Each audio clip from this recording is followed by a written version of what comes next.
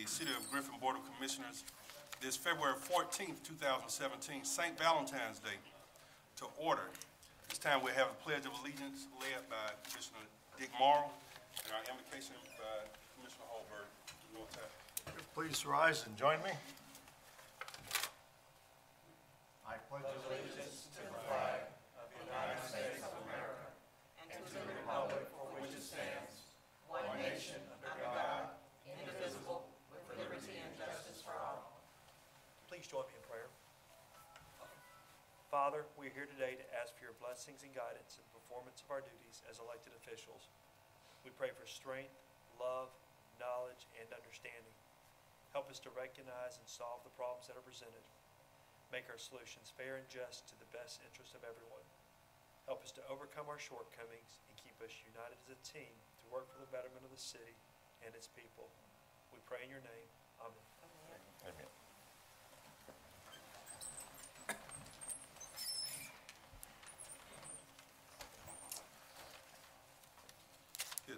Mr. Chairman, I make a motion to approve the agenda as presented.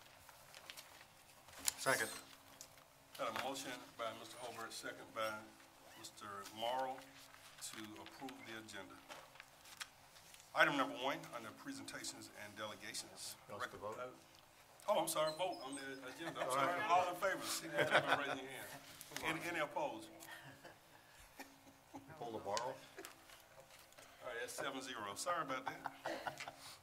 Valentine's Day got me all messed up here. Sorry about that. All right. Item number 1, recognize Nate Miller, rescue technician, firefighter with the City of Griffin's Fire Department as the January 2017 Strongest Link Award. Fire Chief Tommy Jones will address. Commissioners, it's a pleasure to be back with you for a second month in a row to recognize one of our fine gentlemen, team members as our strongest link. I'm here to present rescue technician Nate Miller. Nate has been with us a little over 10 years. One of the interesting things about Nate is the fact that one of the things we have striven to do at Griffin Fire Rescue is create a culture where we can attract some of the best talent available. And we actually took Nate away from Macon Fire Department. He came from a much bigger department to come and join our little team here. And last month, rescue technician Josh Whitten was recognized as our strongest link for some of the contributions that he made going over and above, to give us that valuable training I discussed with you last time. Rescue technician Miller has done the same thing. Now, I mentioned to you that he came from Macon, and one of the jobs that he did in Macon, he was an expert in aerial operations, and that's those big ladder trucks that cost so much money. And when the voters of this community approved us to get a $1.1 million ladder truck, we went right to Nate to help us out with this. Nate knows so much about these things and the safe operation, because you can do a lot of damage and hurt a lot of people if you do an aerial truck wrong. And again, the responsibility of a $1.1 million truck is just incredible. And I know you didn't want to see that thing wrecked or damaged in any way. So we got Nate, and Nate set us up a wonderful a program where he trained everybody in our department.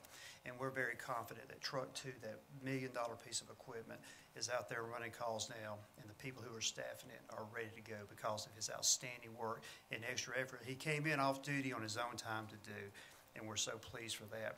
Besides being an expert on aerial operations and a 10-year firefighter with us and former with Macon, Nate is also a licensed scuba diver and actually helped us set up our water rescue program. And believe it or not, we actually do have a water rescue program.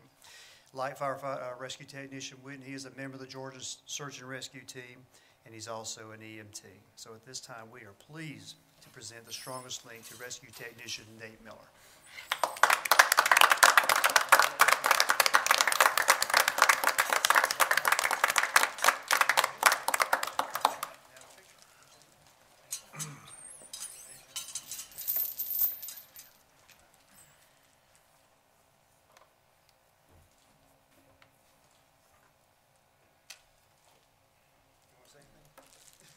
I just want to thank, there's some others that helped out with the class, that put some legwork in. I know Captain Hamilton helped out a lot.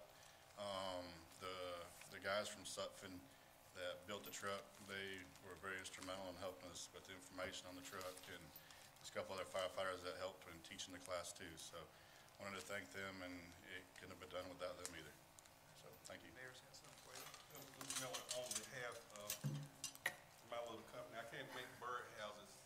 But plus, you can't carry a birdhouse around with you all day.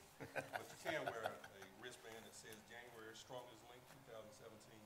It's got your name on it. Thank you. Appreciate it.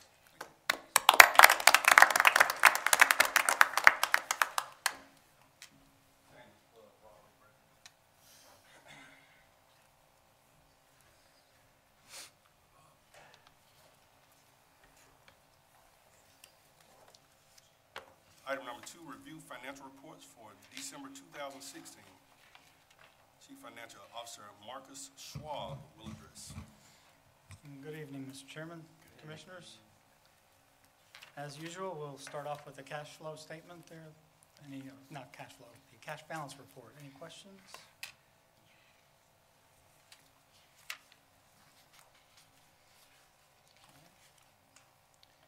And then we'll move into the local option sales tax report. Can't speak tonight. And we can see that we're tracking pretty much on par with the local option side, and SPLOST is coming in as well. Mr. Wilson had said the December check was substantial for the county. We received our check, and you noticed it's substantial. Okay, then I haven't looked at that number Okay. yet, but yes. Okay. I'm sure we'll capture it and I'll report to you next month. No surprises for us, right? Yes, sir. And then you can see our collections for the bond payments, for the SPLOST bonds and the PAYGO projects. At this point, there's roughly $300,000 available based on the last collection that we physically recorded into the books. Any questions on the interim financial statements by fund? Water, wastewater, electric, general fund, property taxes are all done. Okay. And last but not least, any questions on the projections, on the estimates for the general fund, the status report? We do have a couple areas that are underperforming, but we have programs in place to help address those areas, and the other ones are pretty much on par. The IT side, we're bringing in some extra contracts, so we're hoping to be able to achieve or at least exceed our expectations from the internet revenue.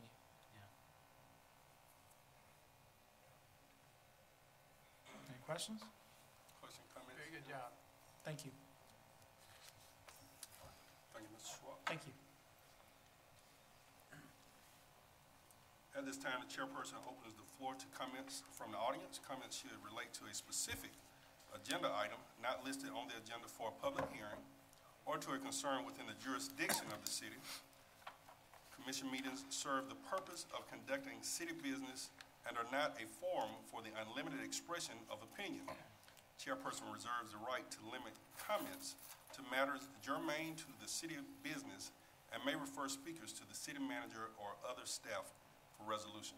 We have anyone on our left that would like to come before the board today? Anyone on the left? Is there anyone on my right that would like to come before the board?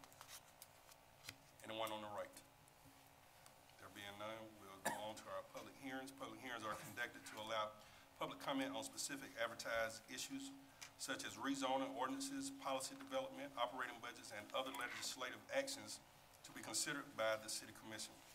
Item number 3 tonight is receive public comment on the water wastewater rate increases that were adopted at the January 24, 2017 Board of Commissioners meeting. Public Works Director Brent Keller will address.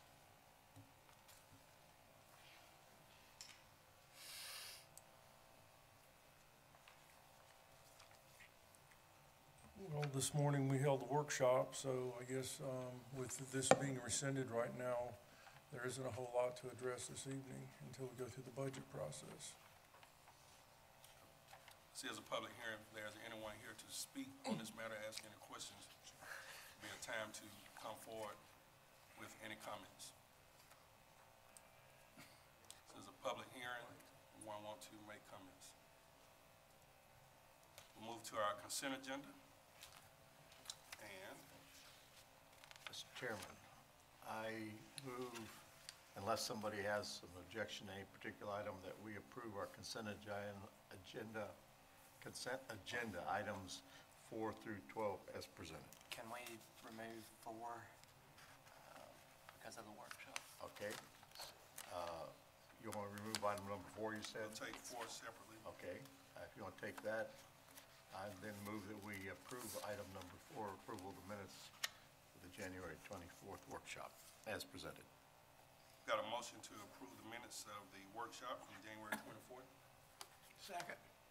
Got a motion and a second on the workshop. Motion by Mr. Morrow, seconded by Mr. Brock. All in favor signify by raising your hand. The 6-0, 1 abstention. And then I now move that we approve the consent agenda items 5 Need to through do the regular 12. schedule meeting. Sorry?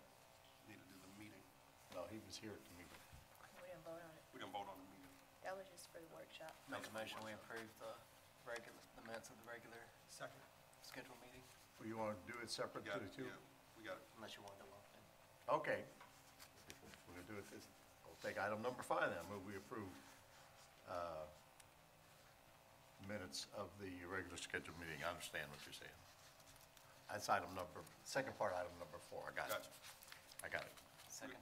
We got a motion by Mr. Morrow, second by Mr. McLemore. All in favor signify by raising your hand. That will be 7-0. Okay, now, There we go. I got it right finally. I move that we approve the consent agenda items 5 through 12 as presented. Got a motion to approve the consent agenda, items 5 through 12. Second, sir. Got a second from Mr. Brock. Any questions, comments? Just want to commend the city on receiving the 2 grants, and they're for totaling $20,000. That was commendable for the staff's hard work. Any other Amen. comments? Nothing like the newspaper picture with big checks in it. Big Looks checks good. are good. All right, being no further comment, all in favor signify by raising your hands. That would be 7-0. Moving on to the regular agenda. Regular agenda includes items on which the commission will individually consider and possibly take action. Item number 13, consider approval of a resolution and authorization for the mayor to execute the 2017 Community Development Block Grant, CDBG, application for $750,000 to the Georgia Department of Community Affairs, DCA, to make public water and sewer infrastructure improvements along the Meriwether Corridor, Phase 2 target area. Director of Planning and Development's Toussaint Kirk will address. Motion to approve. I'll second. Got a motion by Ms. Ward, second by Mr. Morrow to approve. And I don't have to abstain. You actually don't. Any questions or comments? Being none, all in favor signify by raising your hand. It's 7-0. Thank you, Tucson. Item number 14, consider on first reading a request to amend the Code of Ordinances of the City of Griffin, Chapter 22, Building and Building Regulations, Article 2, Permit Sections 22-51 to add subparts F and G. Staff Attorney Jessica O'Connor will address. Good evening. We do have one thing that we wanted to point out in Section G, the indebtedness to city.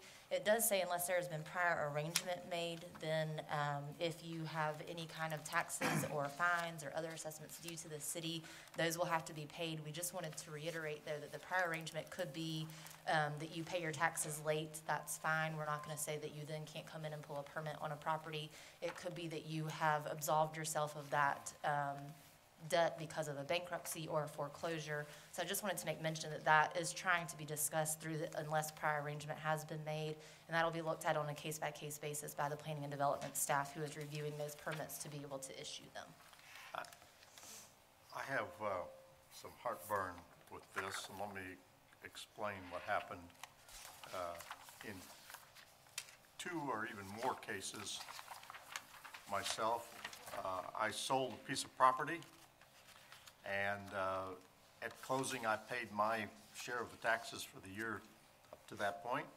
The buyer received that money at the end of the year. The buyer did not pay the taxes, and then you discover that you're delinquent because the tax bill is in the name of the owner as of January 1, and all of a sudden, my name is on the internet, I didn't pay my taxes, and all this brouhaha, and you go, wait, I paid my share of the taxes. And in 2, and actually one other case, I paid all the taxes again myself personally, just to get my name off of the news.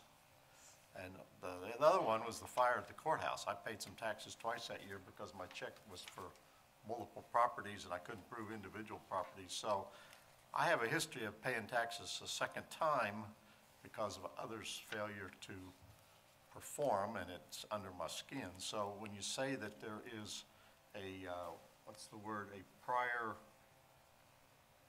arrangement? I have a very difficult time saying, what is the prior arrangement? Because this stuff happens. And that's why we did not want to specify any further. We do understand that there are all kinds of situations that can occur, and trying to explicitly list those, excuse me, in an ordinance is almost impossible, because we can't account for every single thing that might occur. So instead, we want the Planning and Development Department to be able to have that ability to ask each person on a case-by-case basis if there is an issue with taxes or a fine. If they are on probation for that fine in court, we certainly don't want to tell them they can't come work on the house. They already have an arrangement to pay it off, or any other kind of assessment.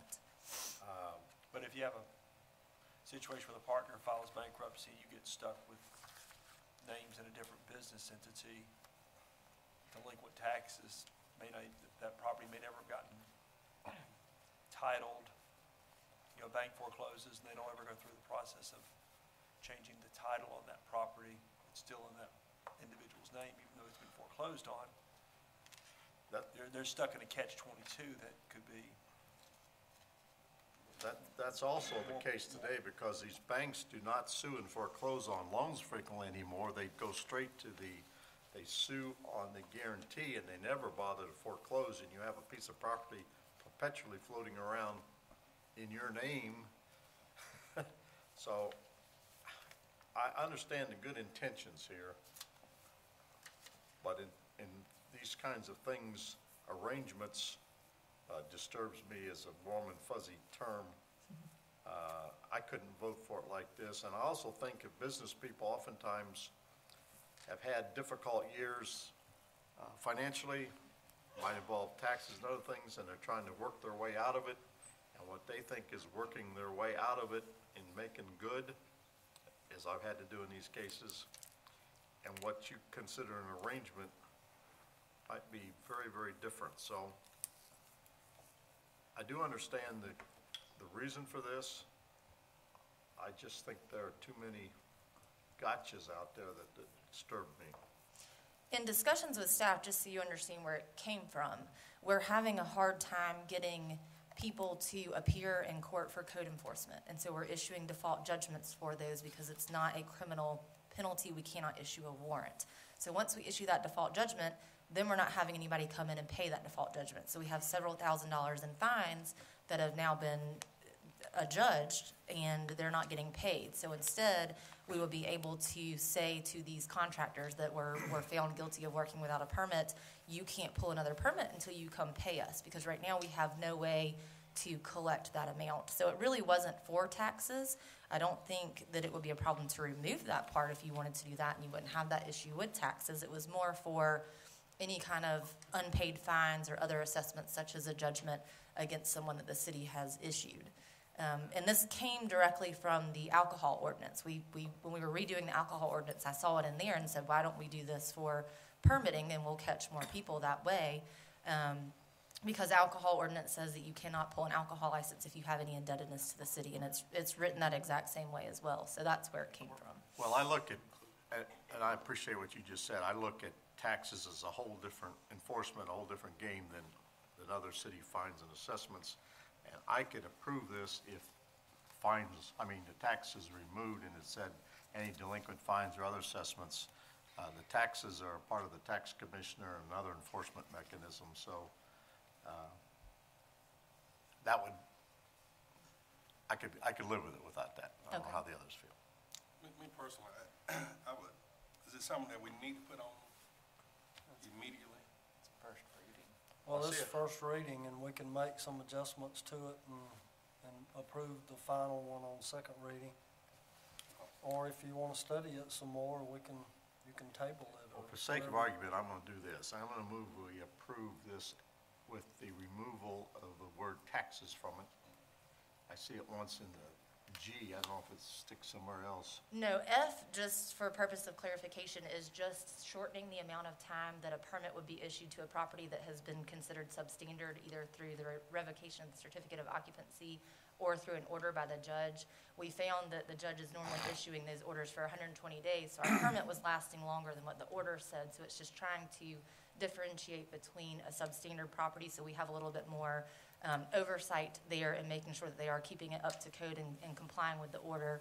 And so that'll be different from the regular building permit for a house in compliance. Well, with our municipal judge sitting there, I certainly do want to stay on the good side of him. And we had a discussion on this, and I think you said in College Park, they do 90-day for They substandard. do, I think the first time they do 90 days and then they have an automatic extension that would be granted, and then after that, and that extension has to be paid for. So you're almost like renewing your permit at that point, and there's a fee for that.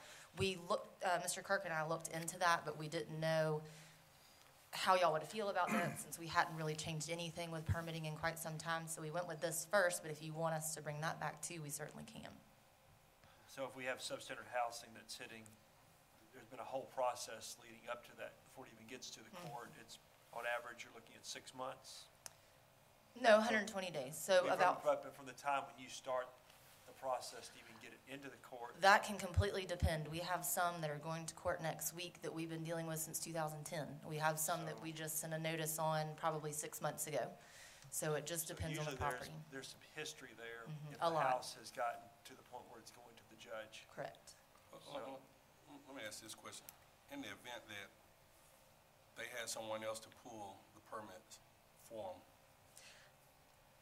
I mean, they still would avoid. Well, that's why we listed it the way that we did. It says that if any applicant is a person holding a beneficial interest in the property or the business. So let's say we had John Doe who has a default judgment because he was working without a permit. He's a licensed contractor. He comes in or has somebody else come in to pull the permit. If it's under his company's name or he has an interest in that company, they're not going to be able to do it because of his outstanding debt. Or if it's a property that he owns and somebody else comes in to pull it all together, he's not going to be able to do it because John Doe owes that money. Are you comfortable with just removing the word taxes, or is there other problems you have down there, Mr. Holbert? The tax is the main issue unless the delinquent taxes pertain to that particular parcel of property. I mean, if that particular parcel has an issue.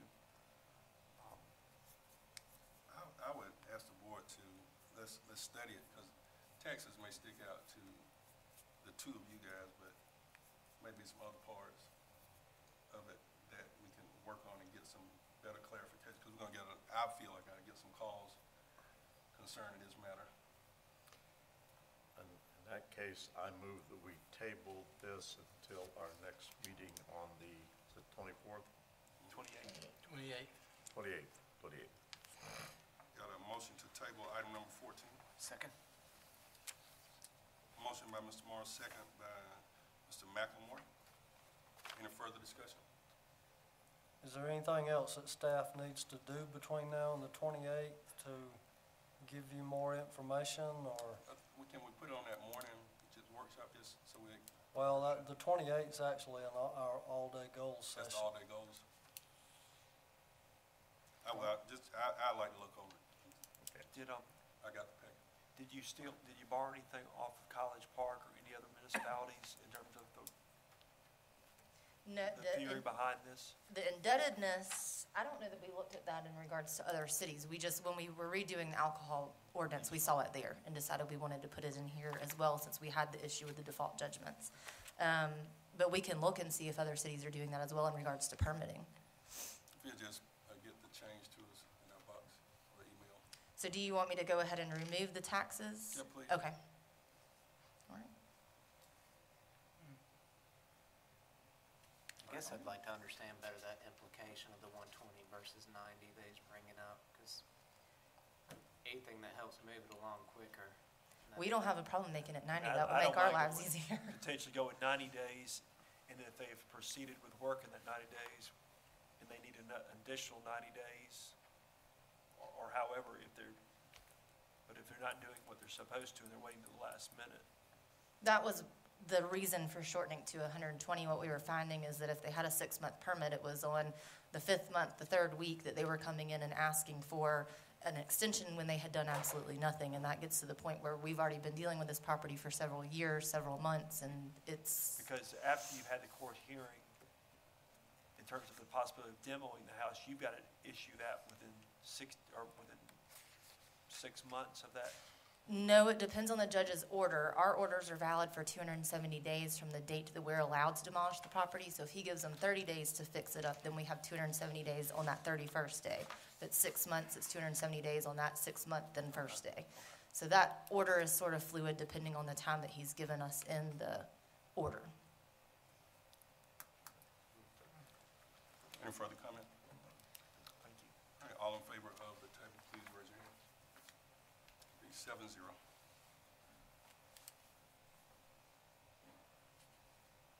Item number 15, remove from the table and consider appointment of City Consumer Family Services at-large member to the Spalding County Collaborative Authority for Families and Children. Mr. Chair, I move that we remove from the table this item. Second. We got a motion by Mr. Morrow, second by Mr. McLemore to remove from the table.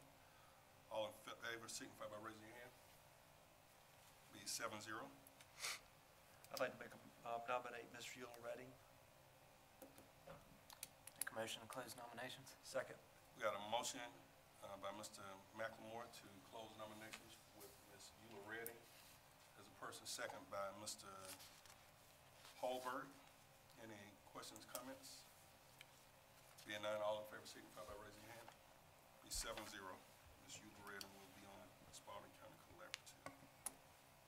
Item number 16, consider approval of a resolution for the Housing Authority of the City of Griffin, Georgia, to issue revenue bonds in an amount not to exceed $62 million to Regional Housing and Community Services Corporation, a California nonprofit corporation, or a designated subsidiary thereof for the purposes of financing the acquisition, construction, furnishing, and equipping of a senior living community. So Drew Whalen will address. Mr. Chair. Good evening. Mr. Bob Dull, the Executive Director of the Housing Authority, is with us here tonight. I'd like to recognize him. The Housing Authority of the City of Griffin is a rather unique entity in the sense that since we do not have a county housing authority, its range of operation or area of operation extends 10 miles beyond the city limits. So it can actually operate extraterritorially in both the city and in the county.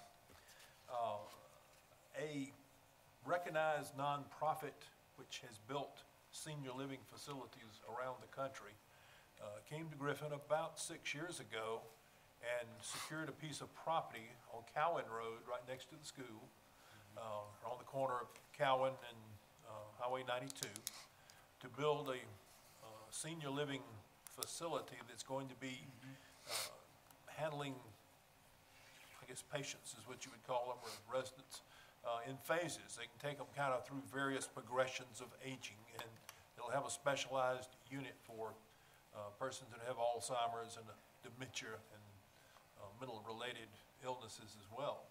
They, because of the recession, ran into some significant issues in funding, and this is a favored type of housing facility which qualifies for housing bonds, which the Housing Authority has the power to issue. So the Griffin Housing Authority has committed, even though this is just outside the city limits, it's still within their area of operation, and they've committed to issue revenue bonds of up to $62 million.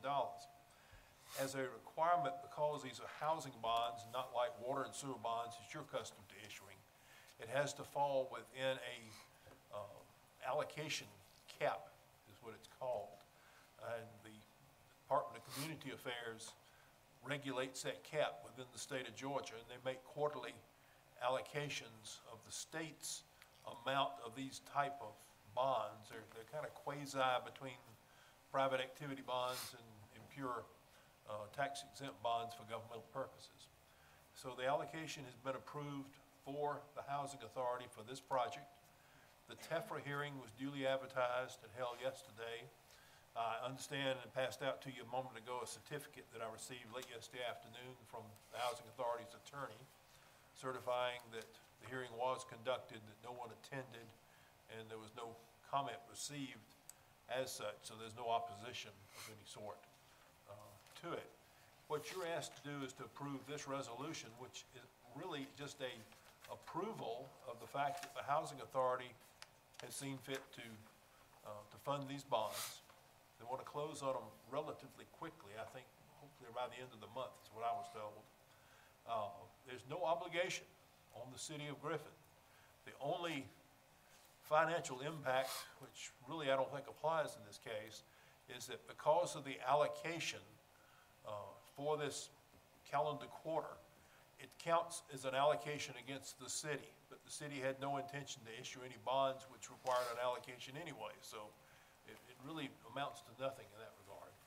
So that's kind of it in a nutshell. If you have any questions, we'd be happy to answer them. Bob's here if you need more details on the project. Or- I make a motion to approve. I'll second. Got a motion and a second to approve. Quick question. Question? Are the, is this nonprofit exempt from property taxes? So they'll pay, so they'll pay for their fair share of property tax? Any further question or comment? That motion was made by Ms. Ward, second by Mr. Morrow. All in favor signify by raising your hand. It's 7-0. Good work, Mr. Dole.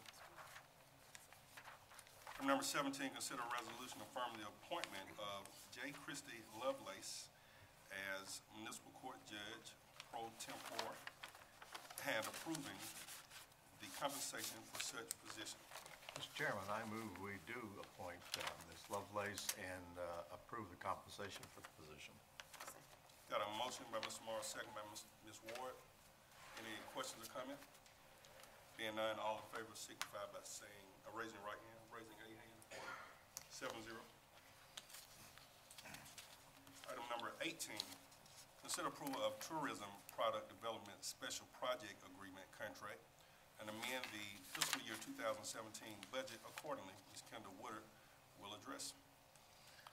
In November 2016, we applied for a tourism product development grant from the Georgia Department of Economic Development Tourism Division.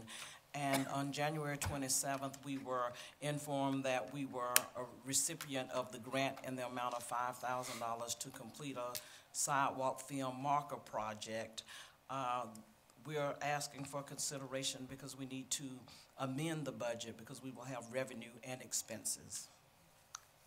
Mr. Chairman, I move we amend the budget as required. Second. Got a motion by Mr. Morris, And second you're by Mr. also Holbert. approving this special project agreement contract in addition to, Okay. Yeah. And that too. I and guess. that too. Item number 18, we got a motion. Very well. Mr. Morrow, second by Mr. Holbert. Any further discussion, questions, comments? Being none, all in favor signify by raising your hand. Great work. 7-0. So, Thank you. We didn't see a big check picture. Yeah, I saw it. I assume that's why I couldn't bring it up. They own every building, lock one together. All right, Mr. City Manager. yes, sir, as I mentioned earlier, we do have our goals workshop scheduled for the 28th. It'll be at UGA campus. I'll get you that, it'll be at the Student Learning Center. I'll get you that room number. Plan to start about 8:30. We'll have a working lunch that you're not allergic to. And plan to stay until that day. Got quite a list of items to discuss, so it could be a long and hopefully fruitful day. Hopefully you got your copy of the draft report of the Archway Intergovernmental Retreat. I think that went out yesterday, so some of those items may be up for further discussion on the 28th. If you didn't receive that, I can print you off a copy and put in your box if you'd like for me to do that. If anybody needs one, just let me know. And I think GMA registration went out yesterday or today as well, and we know how cumbersome that is, trying to get the right people in the right hotel and the right classes and the right registration and all that. So if you'll start working with Ms. Watson on that, we'll try to make that as seamless as possible, and that's all I have. Mr. Whalen? I have nothing. Mr. Holbert? Happy Valentine's Day.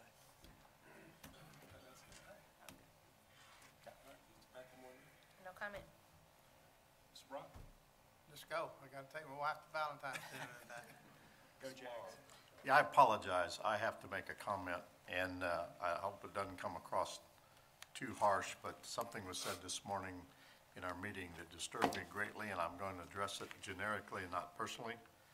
We were discussing plaques, the names of our men and women who died in wartime service for this community and our country. These are the names on the war memorials, and as part of this project, it's to put those plaques around the city. And I'm going to remind folks that these are the men and women who died protecting this country in our wars, and in my opinion, whether they actually fought in the war or not, as these did, or others who died in uniform in service to our country, even during peacetime accidents and things, are to be honored. Especially, there are 10 or more tombstones out there with military servicemen and women who are friends of mine who died not only in war but in peacetime, and I take this quite seriously. But with this comment, as we were discussing what's dignified and appropriate, the comment that really disturbed me was that why is this group so special? And it bothers me that anyone would not think that the men and women who died in service and earned the right for anyone on this board or other places to have any opinion, whether we appreciate that opinion or not, and have the right to speak that opinion, is directly related to these men and women who did die in service to our country. So for anyone who does not understand or does not appreciate the fact why this group of names is special, I feel sorry for him. Thank you. All right, and with that, I would like to wish everyone a happy Valentine's Day. And once again, in the words of Mr. Holbert, thank you to our amazing staff for all the hard work that you do. This time, entertain a motion to adjourn. Make a motion to adjourn. Go Jags.